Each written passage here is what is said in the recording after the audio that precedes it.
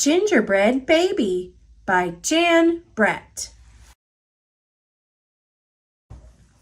It was cold outside. It was warm inside. A fine day for gingerbread, Matti thought. Matti's mother put the big blue bowl on the table and lit the stove. Matti took down a worn-looking cookbook with old-fashioned writing on the cover. He opened it up to the page that said, Gingerbread Boy. They measured and mixed. Matti rolled the dough into the shape of a gingerbread boy, and they popped him in the oven. Bake a full 8 minutes. No more, no less. Do not peek, the recipe read. Matti listened to the clock. Tick, tock, tick. 1 minute, 2 minutes, 3, 4, 5. Matti couldn't wait any longer. He opened the oven door to take a peek. Instead of a gingerbread boy, out jumped a gingerbread baby. He pranced around the big blue bowl. I am the gingerbread baby, fresh from the pan. If you want me, catch me if you can. Matti's mother reached for the gingerbread baby to put him back into the oven, but he ran all around the kitchen. The door opened and in came Matti's father.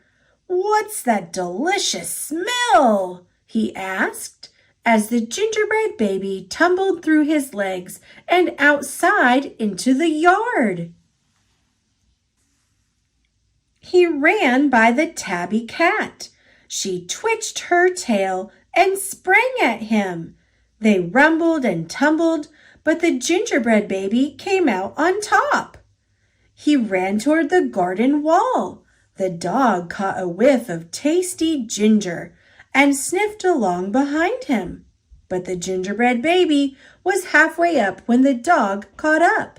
He barked and barked as the gingerbread baby climbed over the wall. Matti was still inside. He heard his mother and father yelling. He heard a cat meowing and a dog barking. And he heard the gingerbread baby shouting, "Catch me if you can!" Matti opened up the worn-looking cookbook for the second time. Meanwhile, the gingerbread baby wheeled on down the path and into the barn. The goats looked up as he somersaulted across their backs. The last one tried to catch him, but the gingerbread baby was too fast. Martha and Madeline were standing by the well when the gingerbread baby stopped to take a drink. They looked at each other and winked. Martha started to talk to him, while Madeline tiptoed up behind him with the bucket. But they couldn't fool that gingerbread baby. He took a braid from Martha and a braid from Madeline and tied them in a knot and ran down the road. Back in the house, Matti stirred, mixed, and rolled the dough. He shaped it, put it in a pan, and into the oven. Tick, tock, tick. 8 long minutes. This time he didn't peek. I will catch him if I can, Matti said to himself. As he was bouncing along, the gingerbread baby saw a farm wagon just ahead. He jumped in and settled down for the ride next to a mama pig. The smell of gingerbread was too much for her. She tossed him high in the air, closed her eyes, and opened her mouth. But the gingerbread baby twisted in the air and came down hard on her porky snout. I am the gingerbread baby, too quick for the mother and the father, too fast for the cat, the dog, the goats, too clever for Martha and Madeline, too smart for the mama pig. Who's left? Catch me if you can.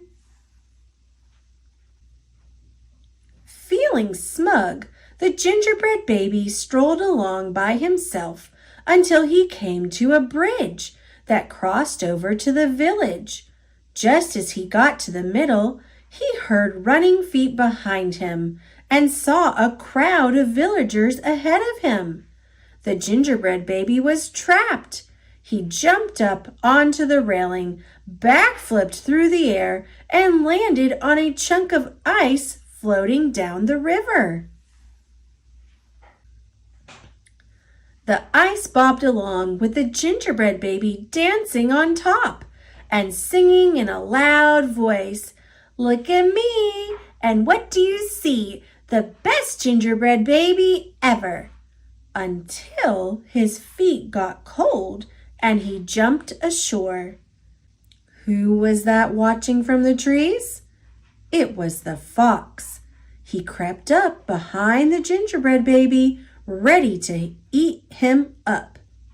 But the fox couldn't help himself, and he licked his chops. The gingerbread baby heard him and ran as fast as he could. Just when the fox was catching up, the gingerbread baby saw the milk and cheese man with his can of milk.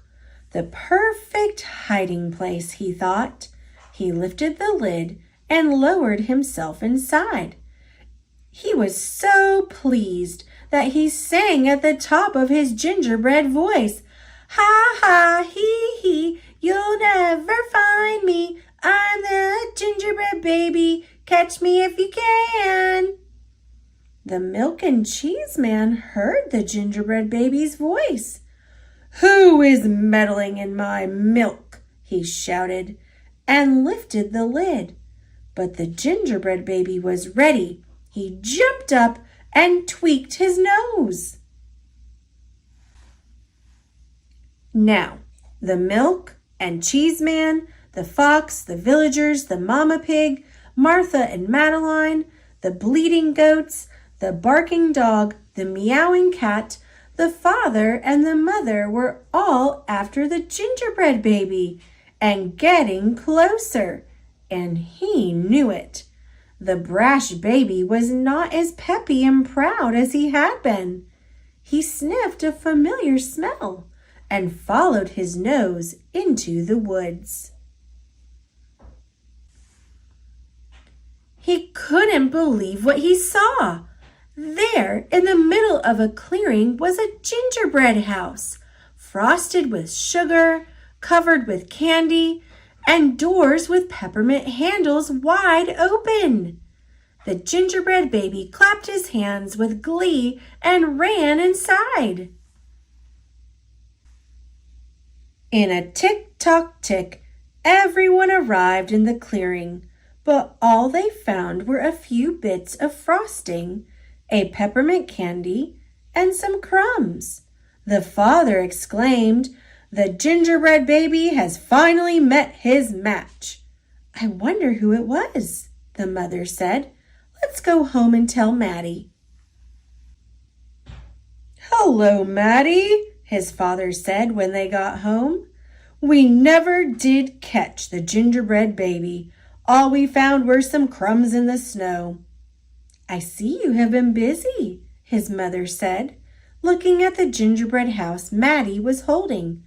"Too bad we never caught that gingerbread baby." "Too bad," said Matti. Only Matti could hear the tiny voice from inside the gingerbread house. "I'm the little gingerbread baby, lucky as can be, to be living in the house that Matti made for me."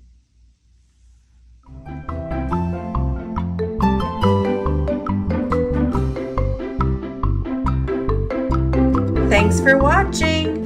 Click subscribe. See you later, alligator.